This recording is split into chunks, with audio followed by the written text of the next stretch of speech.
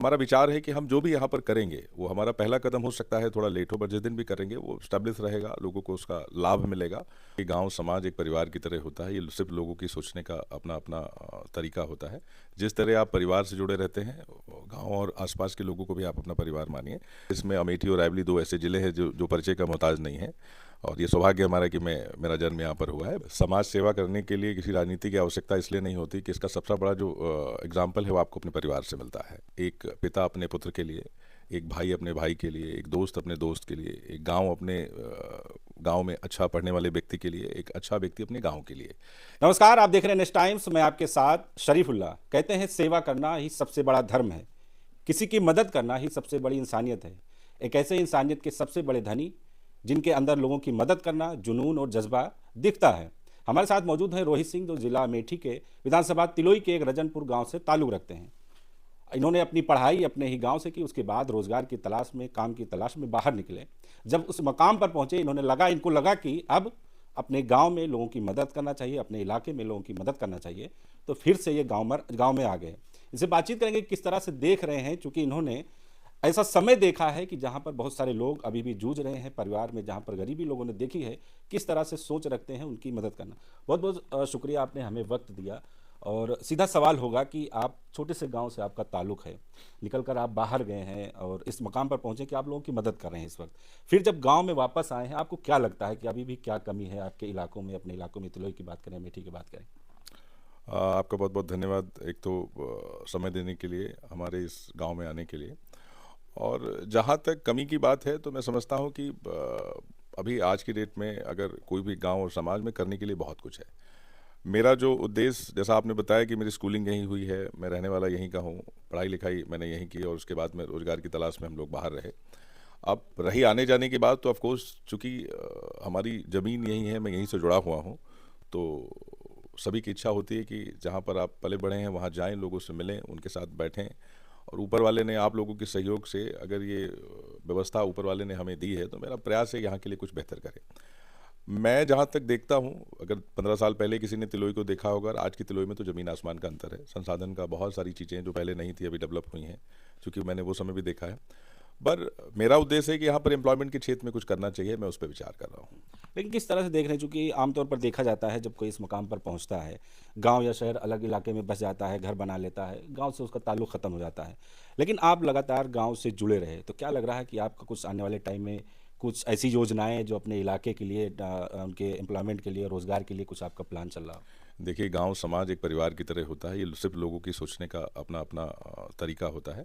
जिस तरह आप परिवार से जुड़े रहते हैं, गांव और आसपास के लोगों को भी आप अपना परिवार मानिए। तो रही यहाँ पर योजनाओं को लेकर अगर हम बात करेंगे, तो इसको बहुत एडवांस लेवल पे ये कह पाना बहुत मुश्किल है कि यहाँ पर क्या किया जाए और किस चीज़ की सर्वाइबिलिटी हो। बट हाँ, मेरा और मेरे साथ बहुत सारे टीम के लोग हैं, क्योंकि मैं पिछले 10 साल से व्यापार में हूँ। तो हमारा विचार है कि हम जो भी यहाँ पर करेंगे वो हमारा पहला कदम हो सकता है, थोड़ा लेट हो, बट जिस दिन भी करेंगे वो स्टैब्लिश रहेगा, लोगों को उसका लाभ मिलेगा। और मेरा प्रयास है कि यहाँ के संसाधन जो भी हैं, यहाँ की जो ज़रूरतें हैं, जैसे मैंने आपको बताया कि सबसे बड़ी रिक्वायरमेंट यहाँ पर एम्प्लॉयमेंट को लेके है। आज की डेट में मैं अपने गांव में देखूंगा तो 20-25 ऐसे लोग हैं जो रोज़गार की तलाश में, मेरी तरह कोई दिल्ली है, कोई बैंगलोर है, कोई बॉम्बे है, कोई लखनऊ है, कोई कानपुर है। तो एक तो आने वाले समय में यहाँ के लोगों को रोज़गार के लिए बाहर ना जाना पड़े, पहला प्रयास है। और कुछ इस व्यवस्था को यहाँ पर, इस तरह की व्यवस्था यहाँ पर स्थापित करेंगे जिससे कि एटलीस्ट की लाइफ टाइम वो चीज़ें चलती रहें। आप 10-12 साल पहले जब आप बाहर निकले, और हमेशा देखा जाता है गांव हो या शहर हो, सबसे ज़्यादा जो चर्चा होती है, बात होती है लड़कियों की या महिलाओं की सुरक्षा को लेकर। 10-12 साल पहले और आज के टाइम में क्या लगता है, कितना बदलाव है? और अभी भी उनके लिए कुछ करने की अगर ज़रूरत पड़े तो क्या हो सकती है, जो बराबरी का हक मिले या बराबर पड़े, वो भी बाहर निकलें, रोज़गार की तलाश में जॉब करें, तमाम चीज़ें जो महिलाओं को बताया जाता है कि दबे कुचले उनको दबाया जा रहा है? देखिए, ये सिर्फ हमारी आपकी सोच है, समाज की सोच है। महिलाएं ऑलरेडी बहुत आगे हैं, उसको समझने के लिए मैं समझता हूँ कि पिछले कुछ टाइम पहले आपकी जिला की कलेक्टर एक महिला थी जिन्होंने बहुत अच्छा काम किया।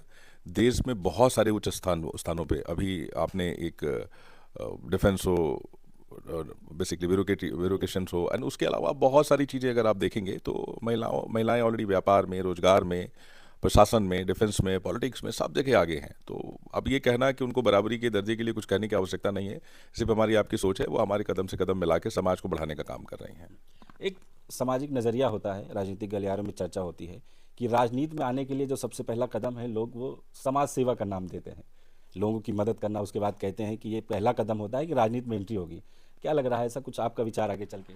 समाज सेवा करने के लिए किसी राजनीति की आवश्यकता इसलिए नहीं होती कि इसका सबसे बड़ा जो एग्जाम्पल है वो आपको अपने परिवार से मिलता है। एक पिता अपने पुत्र के लिए, एक भाई अपने भाई के लिए, एक दोस्त अपने दोस्त के लिए, एक गांव अपने गांव में अच्छा पढ़ने वाले व्यक्ति के लिए, एक अच्छा व्यक्ति अपने गांव के लिए।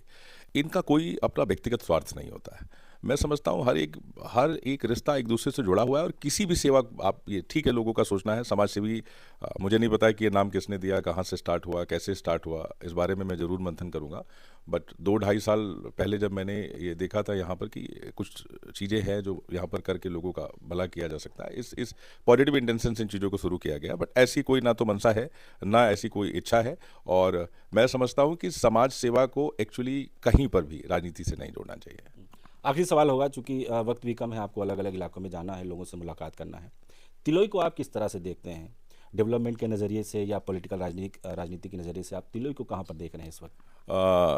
मैं समझता हूँ कि तिलोई में राजनीति एक सेपरेट विषय है, वो ठीक है, बट डेवलपमेंट की आवश्यकता है। उस पर ऑलरेडी सरकार भी बहुत सारा काम कर रही है।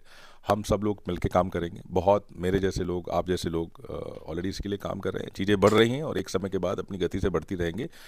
तिलोई और अमेठी, वैसे भी मैंने आपको बताया कि देश में अमेठी और रायबरेली 2 ऐसे ज़िले हैं जो परिचय का मोहताज नहीं है, और ये सौभाग्य हमारा कि मेरा जन्म यहाँ पर हुआ है। बट हाँ, यहाँ पर विकास की आवश्यकता है, ऑलरेडी चल रहा है अपनी गति से, उसको और तीव्र गति से बढ़ाने का प्रयास हम सब लोग मिलकर करेंगे। ठीक है, बहुत बहुत शुक्रिया।